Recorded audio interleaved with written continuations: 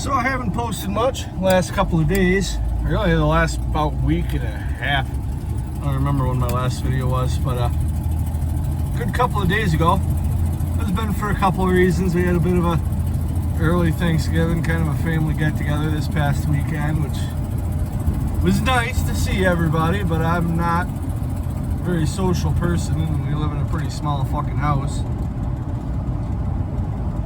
So that was honestly a little more stressful than it was nice, but it was good to fucking see everybody and just kind of spend a couple of days preparing, cleaning everything up because I got a kid, so I gotta child-proof my not very child-friendly house.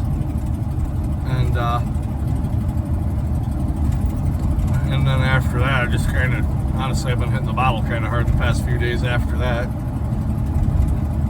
taking some time to unwind, but a few things going on with the engine related shit. This fucker, this is F250 or F150. If you're a long time fan of the channel, you probably know this truck pretty well. Still been driving her around. Still don't have the money to put a new transmission in the Suburban. Suburban cracked an injector line, so now she pisses diesel everywhere. So that's why we haven't been doing the cold starts. So that's yeah, that's a cop.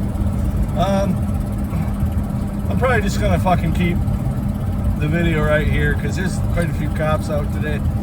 But so yeah, got down to like 23 the other night. Would have been a great cold start for the Suburban, but she's got that cracked injector line, so she runs like shit for the first minute and a half. And then she does finally clear up and start running good, but she starts pissing diesel everywhere. So it'll probably be a little while before I do a cold start on her. I want to do that injector line one of these days, but I got a couple other projects going on. The Craftsman 2, the 18 horse swapped Craftsman 2 is in need of a carb cleaning. I rebuilt that carb a couple of years ago and then it just sat for about 5 years ago and then it just sat. So I don't think she needs any new parts, but she certainly needs taken apart and cleaned up and put back together. So I'll be doing that one of these days. I got some other plans for that little tractor too. She needs some new tires. She needs a poor man's power steering kit because that 18 horse is quite a bit of extra weight on the front end. She's kind of a bitch to steer. The 1036, that one's gonna wait for a while. If you saw that video of will the Craftsman 2 pull out the 1036, and the answer was no, it won't, and I ended up breaking shit on the 1036, not on the Craftsman 2, thankfully.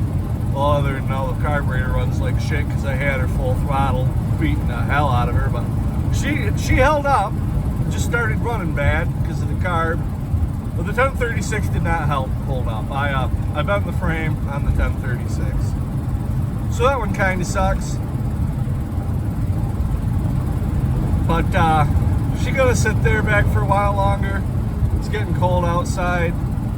It's, I think 29 out right now, so she's gonna freeze to the ground pretty soon. So I think the next project I'm working on, besides the Suburban and the Craftsman 2, is going to be one of those Bullnose, probably the 1055, since she's the closest one to being ready to roll. And then we're going to use that Bullnose to pull that 1036 out of there. And maybe I'm crazy for thinking that that tractor won't bend the frame since it's got so much more torque, but it's got so much more weight is the thing. See, the Craftsman 2's got more than enough power. More than enough power. Oh, it's not even a cop. The Craftsman 2's got more than enough power to fucking tow out the 1036, but she doesn't have the weight. And so what I had to do was try and go into high gears and use momentum to just fucking shock her out. And well, and that's how we break shit. The Bullnose, they weigh about twice. The Bullnose empty weighs about twice what the Craftsman 2 does with me on it. So I think we'll just be able to go into and she's got ag tires and wheel weights that I could throw on. So with me on there, that's like 1,100 pounds with the weights and everything. And I think we can just first gear it and just slowly tug her on out of there. So that's what we're gonna do. And but yeah, you know what? That 1036 isn't really a priority. I just thought it'd be a cool video to see that Craftsman 2 pull her out of there, but obviously she won't do it. Which is crazy because she pulled the Bullnose out of there. But the Bullnose, the 1036, if you saw the video, has no rear axle. The frame is sitting on the ground. The front tires don't spin, they're seized up. They're also turned to the side, and the steering column is seized up. Where the Bullnose, as heavy as it is, the wheels roll. You know, like the fucking thing will actually move. And it was a cocksucker getting her out of there, but it would appear 850 pounds that will roll is easier to move than 350 pounds that won't roll.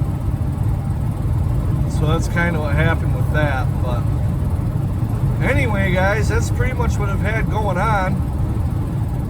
Just fiddle fucking around and a couple interruptions here and there. Like I said, this thing lost spark the other day, so I'm getting ready. I'm all deep into the diagnosis of it and shit.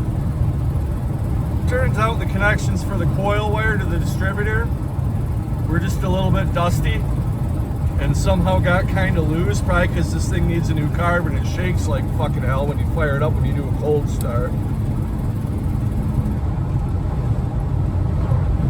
So yeah, that kind of freaked me out. We had no spark. Still not 100% sure it was a coil wire. I hope it's not some other intermittent issue. But I think it was the coil wire. It was just a little cold, a little dirty, and not as tight as she could have been. So we had no spark. But as you can see, we got spark now. She fucking runs fine, so. But anyway, I'm pulling up to the house, so I'll fucking see y'all later. Thanks for watching.